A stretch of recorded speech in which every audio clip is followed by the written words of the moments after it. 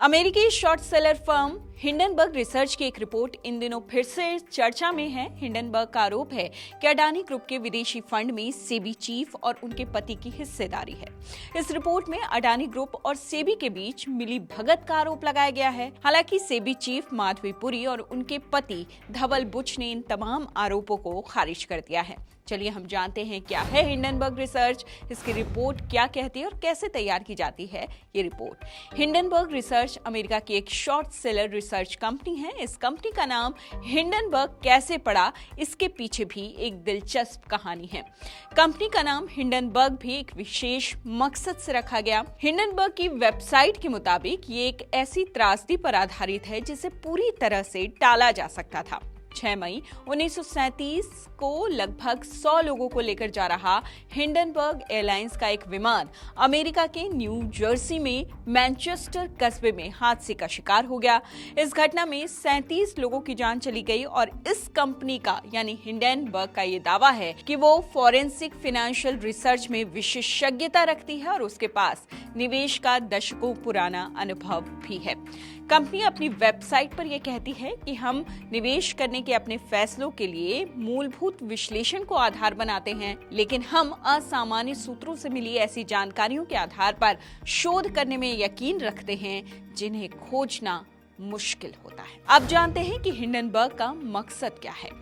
Hindenburg research की स्थापना हुई थी 2017 में नाथन एंडरसन द्वारा।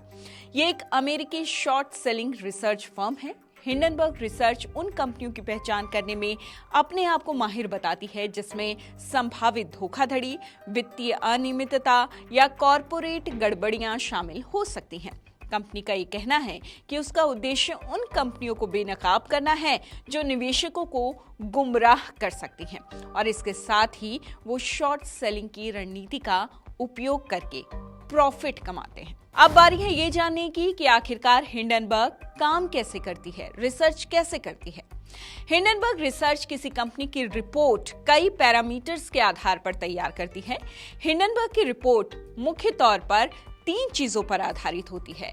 पहला ये कि वो निवेश के डेटा का विश्लेषण करते हैं, दूसरा इन्वेस्टिगेटिव रिसर्च करते हैं और तीसरा सूत्रों से जो गुप्त जानकारी हासिल होती है उसे अपनी रिसर्च का ये आधार बनाते हैं और उसके बाद रिसर्च में जुट जाते हैं। हिंडनबर्ग जब किसी कंपनी की जांच करती है तो वो कंपनी के अकाउंटिंग में अनियमितता, अहम पदों पर तैनात लोगों का बैकग्राउंड, अघोषित लेन देन, किसी तरह की गैर कानूनी या अनैतिक व्यापार को भी बहुत ही ज्यादा गहराई से खंगालती है, ऐसा हिंडनबर्ग का दावा है।